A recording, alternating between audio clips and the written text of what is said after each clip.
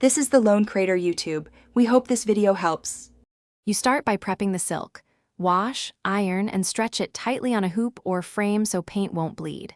Once taut, tape edges and protect your surface with plastic.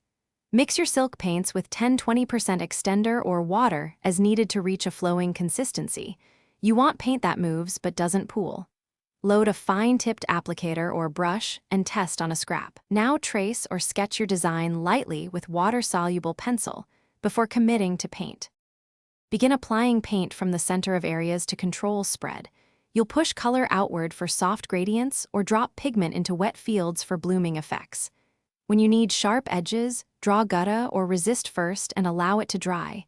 Apply paint against it to prevent feathering.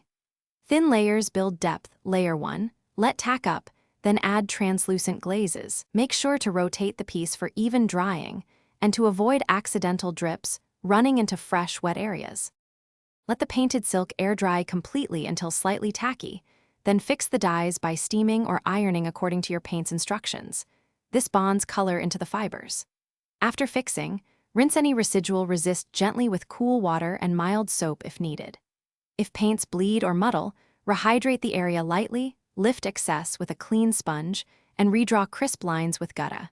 You can also let layers dry and scrape tiny ridges away with a blunt tool. Always test a swatch before laundering.